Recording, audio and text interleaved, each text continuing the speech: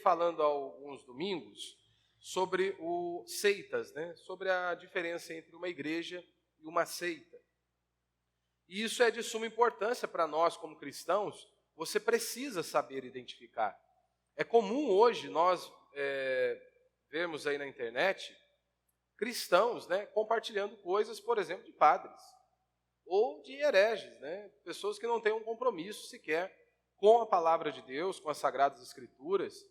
Então é algo que você precisa se atentar. Por quê?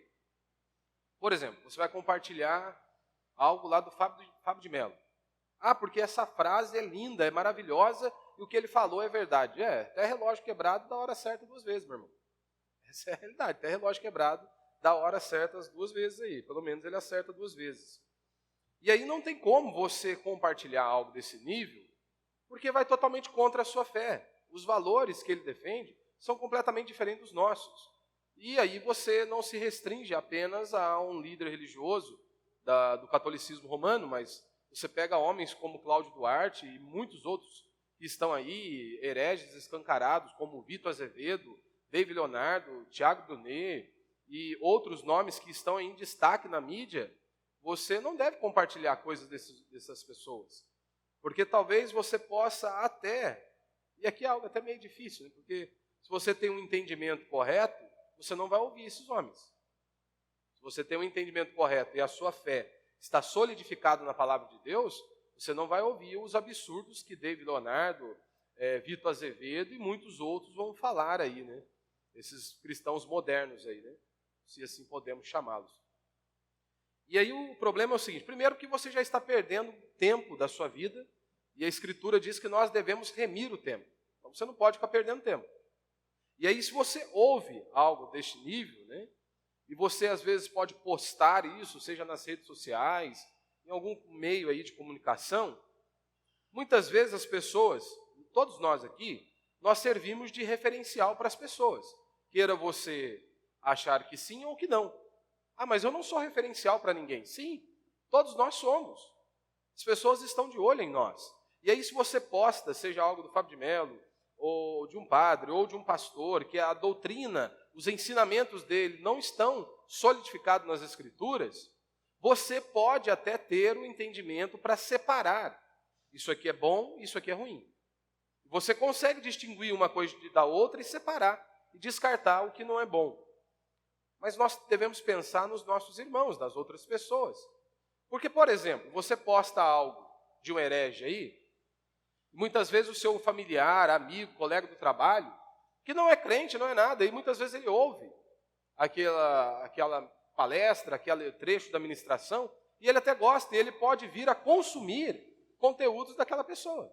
E ao invés de você levar este homem a Cristo, você o distancia. Porque as doutrinas defendidas por esses homens são doutrinas centradas no homem, não são centradas em Deus. Ou seja, não são para a glória de Deus. Então há uma preocupação muito grande em satisfazer o coração humano. Então aí a importância, né, de você se atentar com aquilo que você compartilha, com aquilo que você posta, né, porque muitas vezes você pode, ao invés de ser bênção na vida de alguém, na vida de seu irmão, você pode acabar servindo ali como uma pedra de tropeço.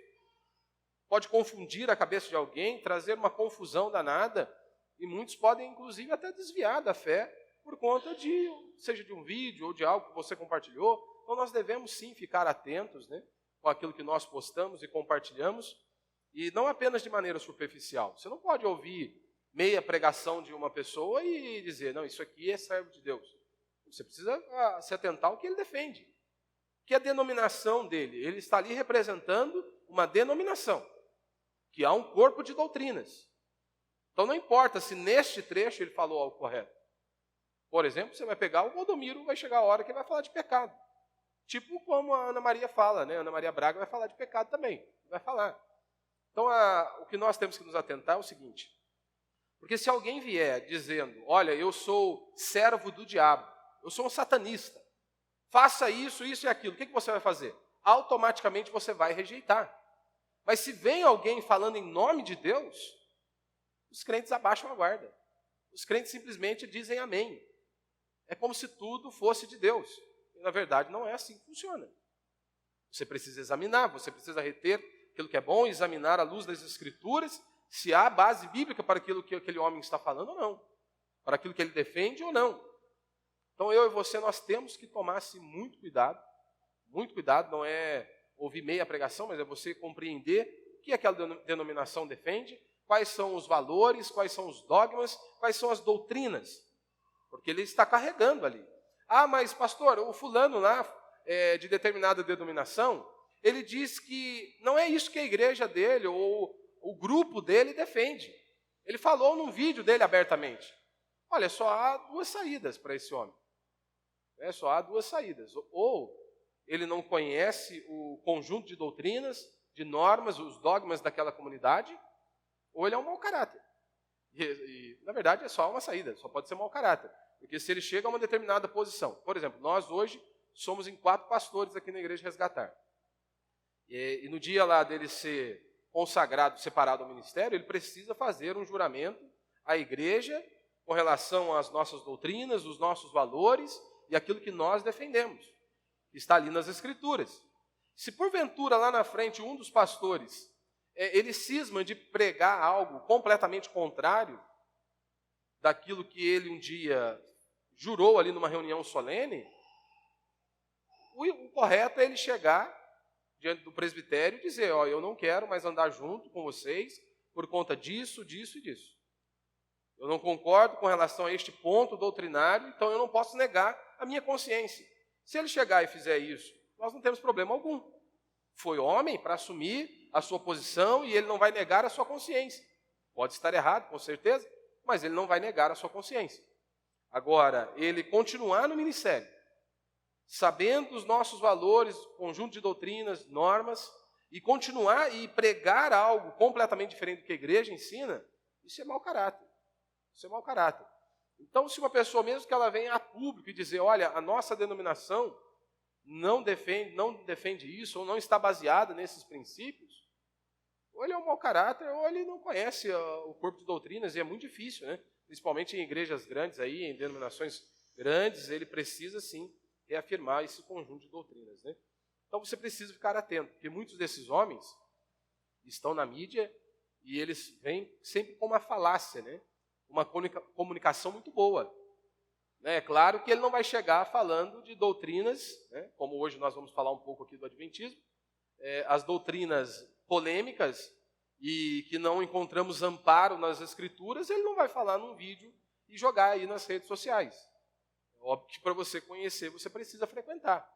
Há algumas trechos assim bem superficiais, abordando um pouco dos assuntos, mas de maneira incisiva e exigindo alguma posição daqueles que querem aderir àquele grupo, é só quando você está ali no meio.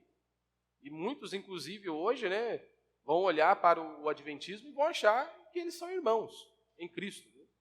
Porque é isso que eles vão dizer, né, que nós somos irmãos deles em Cristo. Né? Alguns desses homens chegam até a pregar em algumas denominações, por convites, né?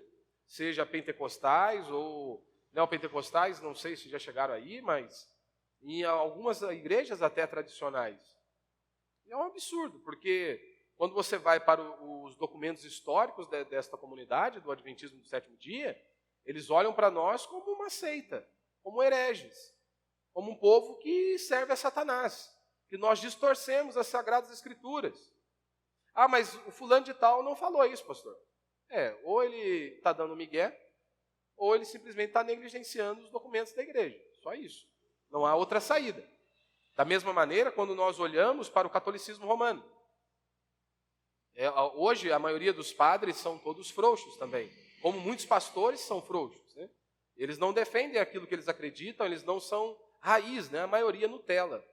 Mas há ainda alguns padres raízes, como, por exemplo, o padre Paulo Ricardo. Se você procurar, e na internet você vai ver inúmeros vídeos dele, e ele vai dizer de maneira muito aberta que nós, protestantes, nós estamos indo para o inferno. Porque nós não fazemos parte do catolicismo romano. Ou seja, para eles só há salvação no catolicismo, né? Na Igreja Católica Apostólica Romana. Hein? E aí, então, ele diz com todas as palavras, sem tentar esconder nada. Esse é um padre raiz e ele defende os seus dogmas, os seus valores, e as suas crenças. O que nós vemos de Padre Fábio de Mello e muitos outros padres que estão na mídia não seguem a linha o que o catolicismo exige, que o dogma da igreja exige. E da mesma maneira, em contrapartida, você tem crentes, né, como o caso que eu citei ali do pastor André Valadão, falando acho que para o Fábio de Mello mesmo, né, que Deus o abençoasse, e ali aquela rasgação de seda dos dois lados, né, para ser o politicamente correto. Mas um padre raiz, ele olha para um crente e vai dizer, você está indo para o inferno, porque você não faz parte da igreja, da Santa Igreja. Um crente, ele vai olhar, um crente raiz, um pastor raiz, vai olhar para ele e vai dizer, você está indo para o inferno, porque você está negligenciando os mandamentos mais básicos do Senhor, que estão aqui nos 10 mandamentos, e você está aí, adorando uma imagem, e distanciou das Escrituras, e irá citar inúmeros argumentos para combatê-los. Mas hoje é um absurdo falarmos isso. Né? Então, há algum tempo, há algumas décadas, por exemplo, não tinha-se tanta dificuldade para olhar para uma denominação e dizer, eles são seita. Hoje, com o passar do tempo, né, há muita dificuldade. Primeiro, porque é o politicamente correto. Né? Você não pode falar nada que desagrade o outro. E aí ninguém quer ficar mal com ninguém. Mas, meu irmão, você foi chamado para ser um defensor do Evangelho. Querer fulano goste ou não. Então, hoje nós não vamos examinar pessoas. Nós não vamos atacar uma organização. Nós vamos analisar doutrinas, os princípios, os quais eles estão embasados. Mas primeiro você precisa saber identificar o que é uma igreja e o que é uma seita. E, por exemplo, em Timóteo 4:1, Paulo vai dizer, né? O Espírito afirma expressamente que nos últimos tempos, alguns se desviarão da fé e darão ouvidos a espíritos enganadores e doutrinas de demônios, sob a influência da hipocrisia de homens mentirosos, que têm a consciência insensível. E ele começa a dar algumas aplicações, né, do que esses homens fazem. Timóteo 4:3 ele diz, eles proíbem o casamento e ordenam a abstinência de alimentos que Deus criou para serem recebidos com ações de graças pelos que são fiéis e conhecem bem a verdade. Visto que todas as coisas criadas por Deus são boas, nada deve ser rejeitado se for recebido com ações de graças, pois são santificadas pela palavra de Deus e pela oração.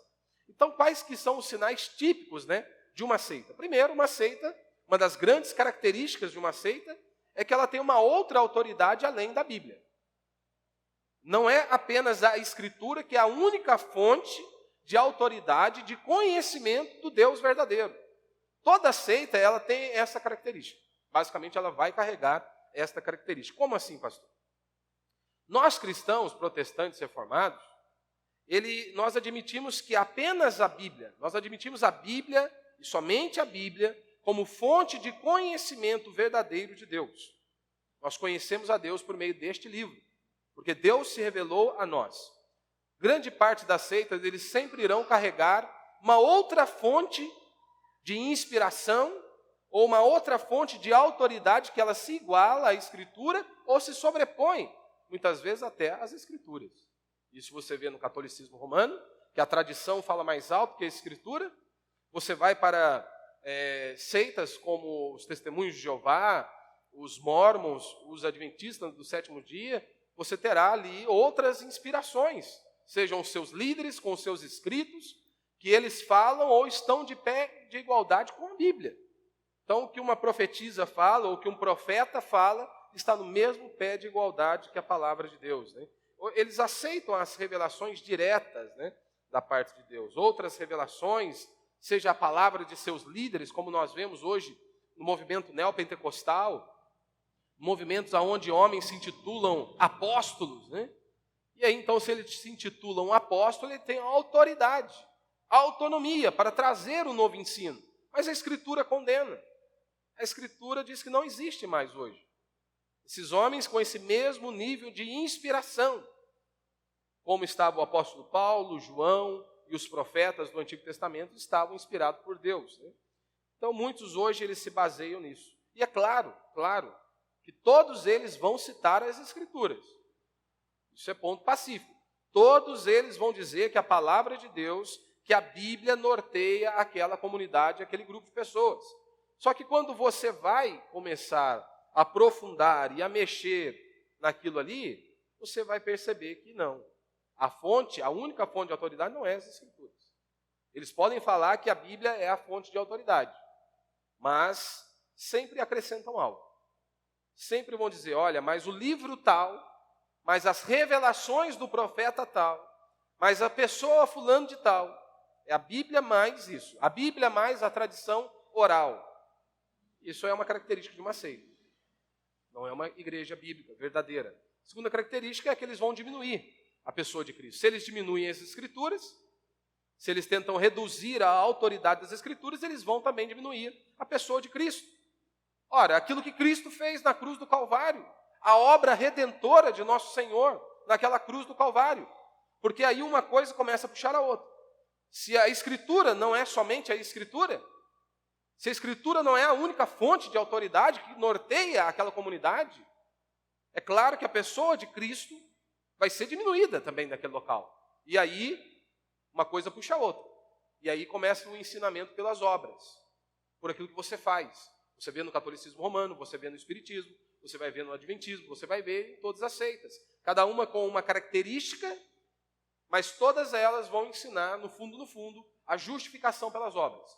Faça isso, é Cristo quem salva, mas você precisa guardar este sábado. É Cristo quem salva, mas você precisa se abster de determinado alimento. É Cristo quem salva, mas você precisa de Maria. É Cristo quem salva, mas você precisa de boas obras. Ou seja, tudo que você acrescenta à graça de Deus, você anulou a graça de Deus. Ou a obra de Cristo, ela é suficiente, ou você anula a obra de Cristo. Ou o sacrifício de Cristo na cruz do Calvário não valeu de nada. Ou a obra que Cristo executou na cruz cumpriu toda a exigência de Deus e é por meio dela que nós somos declarados justos perante o tribunal de Deus, ou você esquece. Então, a característica de uma seita é isso, eles vão acabar ensinando salvação pelas obras. Seja por meio de méritos humanos, você doar cesta básica, de você ter algum projeto social, ou por aí vai, sempre vai estar em oposição. Salvação pelas obras e pela graça. E alguns vão defender, como eu disse, o sábado, ou a abstenção de alimentos, ou boas obras e por aí vai. Essa é uma das outras características. A quarta característica que você observa é que eles são exclusivistas com relação à salvação. O catolicismo romano é assim. Para eles não existe salvação fora da igreja. Você vai para grupos como o Adventismo do Sétimo Dia, vão afirmar em seus escritos exatamente isso, que eles são o povo remanescente. Ou seja, eles são a igreja fiel, o povo separado por Deus. E é claro que, mais uma vez, eu tive que perder o meu tempo assistindo a algum desses homens para poder argumentar contra. Mas vários vídeos eu os ouvi falando exatamente isso. Não, que há salvação, sim. Que eles podem dizer que alguns irmãos, algumas denominações são consideradas como irmãs em Cristo, mas os escritos dizem outras coisas. Os escritos históricos e documentos da igreja, daquela comunidade, dizem outras coisas. Então, uma seita, ela é caracterizada por isso. Eles são exclusivistas com relação à salvação. Ou seja, só os membros daquele grupo religioso é que podem ser salvos. Só aqueles que pertencem àquela denominação podem ser salvos.